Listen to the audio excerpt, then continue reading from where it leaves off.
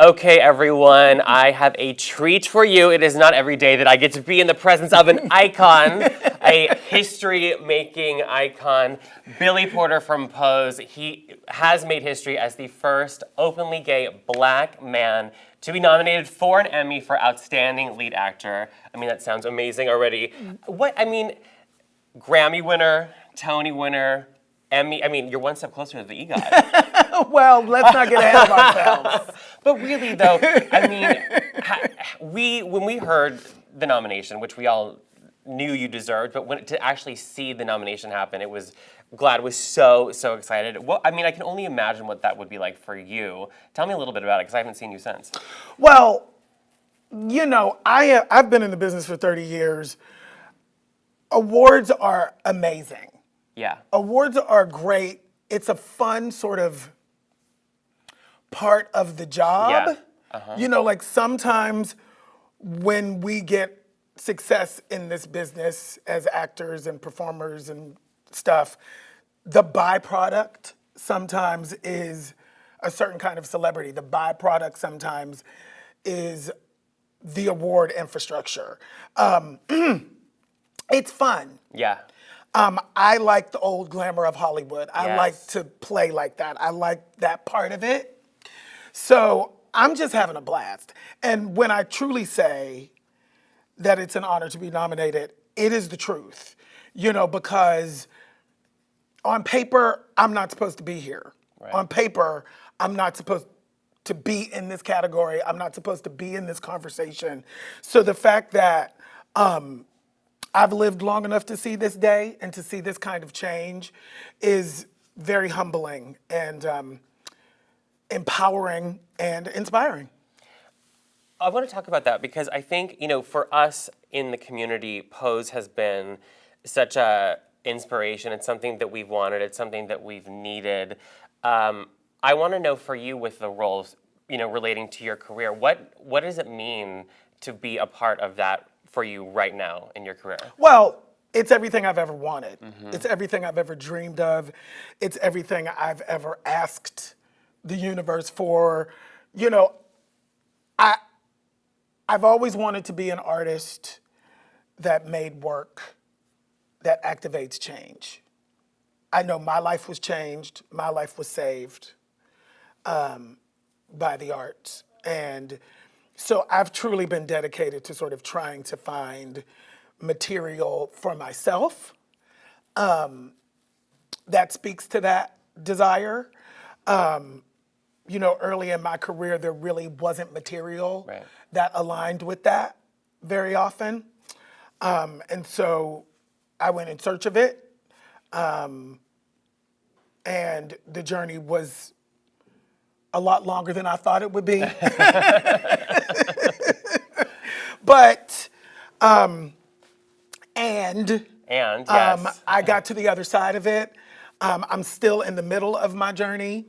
But like I said, to see the world sort of crack open and receive a truth and an authenticity that had previously been rejected across the board is an amazing thing. I think I read that you had said that the industry, you know, masquerades itself as being inclusive, but it really isn't. Tell me a little bit more why you think that, because I think that Well, was I've just lived it. Yeah. It's like, you know, there's a lot of talk about it. It's politically correct to say that you're inclusive. Right. But my grandmama says actions speak louder than words. So where? Right. For a very, very long time, where? Ryan Murphy is obviously the true thing. He is Yeah. making queer people bankable. He's Absolutely. making them stars. So what? You know, because Yeah. I'm gonna stop you at bankable. Yeah. Bankable. It's all about the money. It's all about the money. Yeah. It's all about the dollars. Yeah, you gotta have money So to keep it when going. you're bankable, Yes. it doesn't matter who you sleep with. Right. When you're bankable, it doesn't matter what color you are. Right. It doesn't matter because you're bankable. That's what an award means for me. I love As that. a black queer person. Yep. Like, Is it the end all be all? No. But for me, as a black queer man, Yeah. the awards make me bankable. Yes. So they matter for me differently than they do for a white cisgendered straight man Right. or woman or whatever. You know. So yeah, it's a major day. It It's a is. major time for the queer community and specifically queer people of color.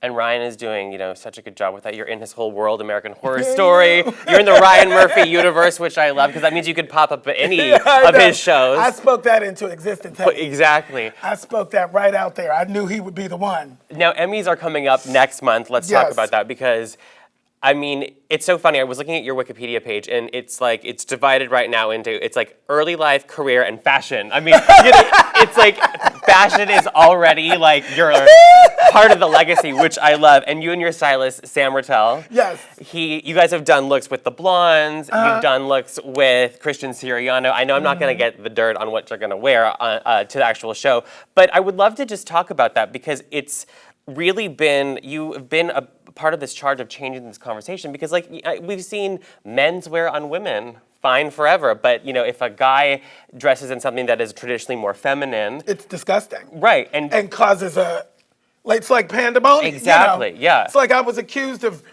being the cause for the emasculation of the black man. It's like, I just wore a dress, y'all. It ain't that deep. For real. It's really not that deep. It's like, I just like fashion. Absolutely. And sometimes fashion crosses beyond gender boundaries. For me. For me. absolutely. It's me. It's- and I get to make the choices of what I wear and what I do, right? And we're here to watch all of it. We love it. Give me one word of maybe a word that might describe the vibe you're going for the Emmys. Throwback Disco Studio 54. Oh my God, yes, please. I'm here for all of that. I'm wearing Michael Kors Couture. I can say that.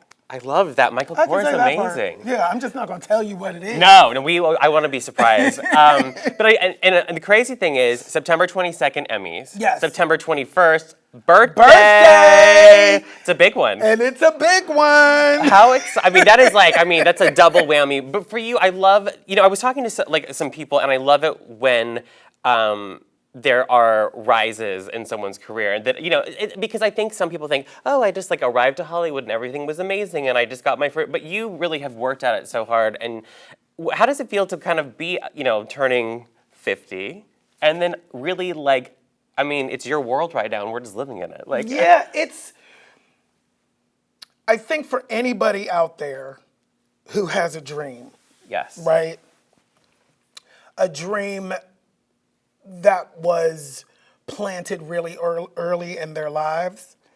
And, you get to this place, especially in our world and in our culture, that's so ageist. Yes. And you get into this sort of space where you think, oh, I'm too old, or oh, I'm too this, or oh, I'm too, it's like, just keep going. Just put your feet on the ground, put one foot in front of the other, and go for it. The worst that can happen is that, you don't get it. But sometimes you do. And I don't know, I'm just so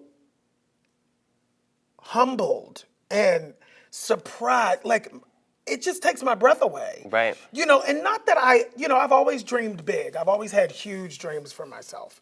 But I've talked about this a lot too. It's like meeting Ryan Murphy and being a part of this, and Stephen Canals with Pose and this whole thing sort of coming together. It's really taught me to dream the impossible.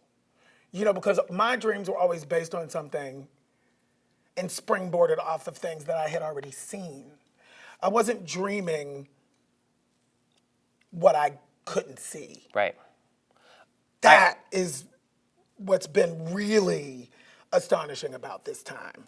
I remember talking to Lena Waithe, name drop, but and I remember she had said that when she saw Halle Berry win the Oscar in I think 2001, that for her that was a moment when she realized, as a black woman trying to break into the biz, that she could achieve something that she wanted to. Yeah. Was there something that you watched or something that happened early on that made you say, like, I am gonna go into this business, I'm gonna take it on, I'm gonna win awards, I'm gonna do it all? I would have to say the moment was early. Yeah. Watching Jennifer Holliday on the Tony Awards. And this was before YouTube, and this was before Right. The good old we days. didn't have a VHS or anything. Yeah. So like I saw it and I lived on that for like 11 years, Right. 15 years until somebody could show me the video of it again. Like until I could find the video of it somewhere again. Right. I've seen it a million times, but that fueled me for more than a decade. That's Jennifer. You hear that? I mean, amazing. She knows. She knows. You told her. Yes. I want to talk about. We just wrapped up season 2 of Pose, and something with your character. We don't see gay black men in a Loving each other. Loving each other. I was saying a sex scene, but loving each other. It was so beautiful, and I think, I read that you had said that you do have a nudity clause. Yes. But you never thought I would get cast in. I signed my nudity clause as a character actor, honey. I've been a character actor until last year. But I do think that the feedback from the community, seeing that, was so impactful. Yeah. And Well, because the stories about black men killing each other get greenlit every day. Right. Multiple times a day. But when it's time for us to try to figure out how to love each other on any level. Yeah. Not even the queer part, but I'm talking about like, even cisgender straight stories about black men trying to love each other is very rare. So to see this, and I have to say, just so we're clear, we're not the first. I know everybody likes to tout the first. Right. We love those stats. On the love scene, Yes. on the black on black male love scenes, Yeah. we are not the first.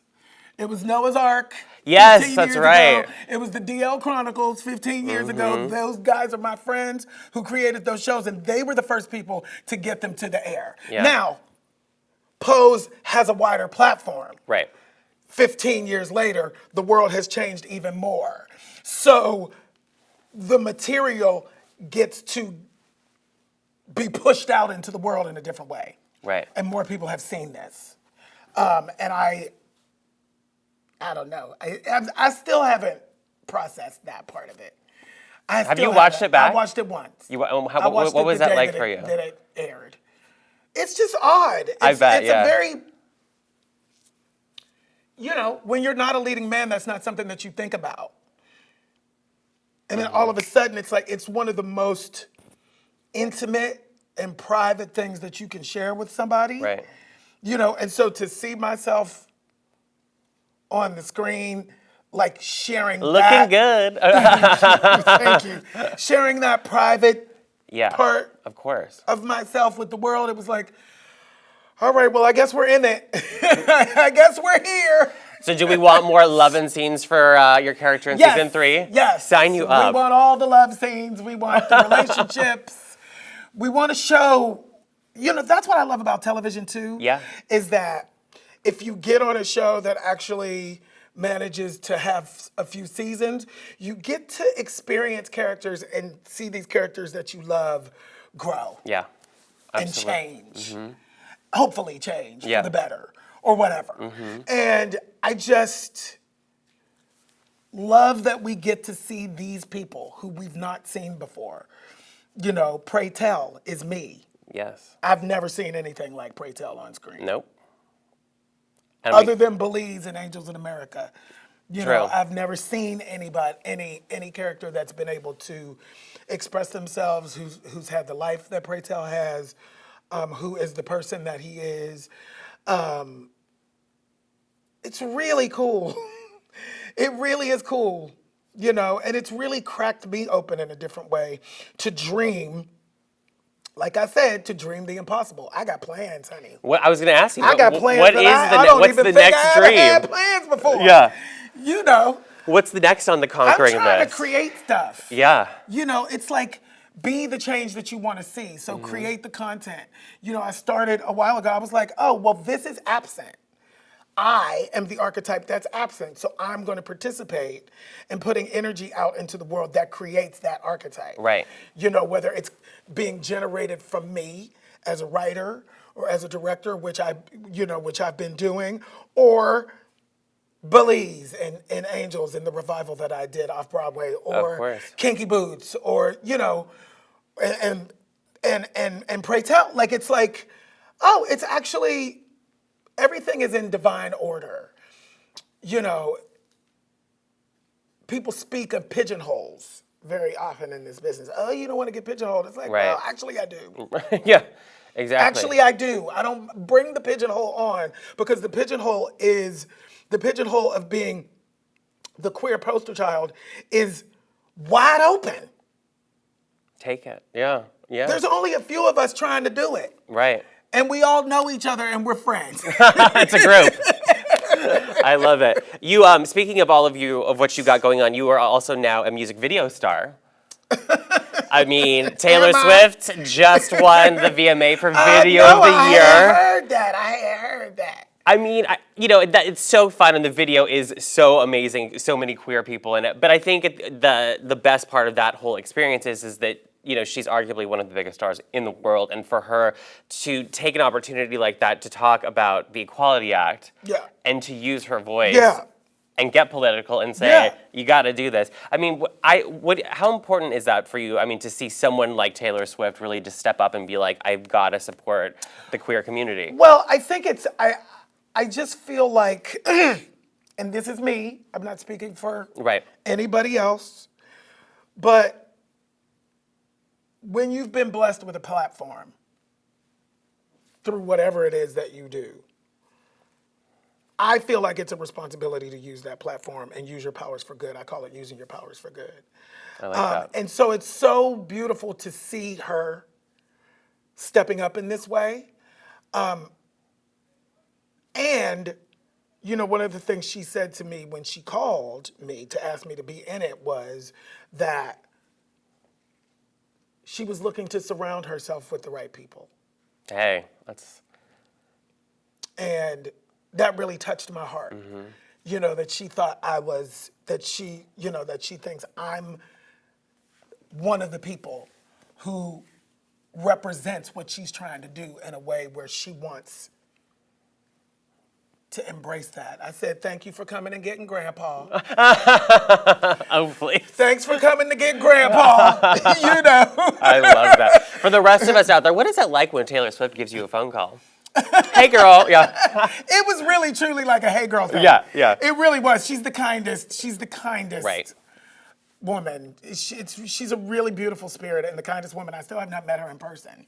That's right. That was music video magic because you had to be in New York, right? I had to be in New York, Yeah. and I shot that on a green screen. Hey. And so we've only spoken in text and texted, but I'm speaking and texting to Taylor Swift, y'all. That's pretty good. I feel like there's going to be more collaborations in the future. I know. I'm looking forward to. My music my music career is. I'm trying to reignite it. Yes. Yeah. I mean, I have been. I have 4 Yeah, albums. I've yeah. never stopped, but I'm looking to sort of, with this new platform that Yeah. I have, to kind of like bring the power that I have from that into like trying to Make some new get music. people to pay attention to my music. I don't know. We are here for it. We're paying attention. We'll see. And right now we're in Boston. Thank you for Yes. inviting us. Yes. So you are directing also, as if I am. acting, all of that wasn't enough. You're directing. A new play. It's called The Purist. The Purist. I know it's about kind of a connection with some unlikely people. Tell me a little bit about why it was a story that you wanted to direct and Well, it's a bring new up. play by Dan McCabe. Okay. He's a wonderful new playwright just out of Juilliard. And, he wrote this play about people from opposite ends of the spectrum, culture-wise. We see them make the decision and the choice to understand each other Ugh, we And need more of that. And thereby love each other through their differences. And I think it's so apropos Yeah. for today because we need to see what that looks like because we are being inundated with images of hate and violence and bigotry, and I don't want to put that energy out into the world. No. And so this was something that made me feel like I was putting something positive out into the world, you know. It's a really beautiful play. What's the director role like for you? I mean, it's... Power. Yes, power.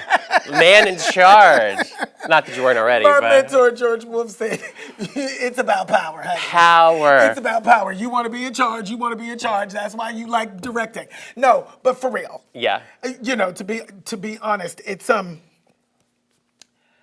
creatively, as I get older, my brain I get bored real easy. My brain just keeps going and keeps going.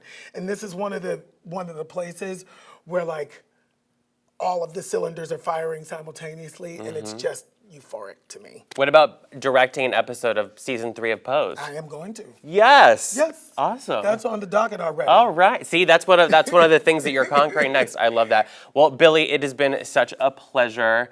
We will be rooting for you September 22nd in your Michael Kors Disco Studio 54 fabulousness. Inspired. Yes, inspired. Custom couture piece. No, but we're definitely rooting for you. So be sure and check out the Emmy September 22nd. Thanks so much. Thank you. Bye, everyone.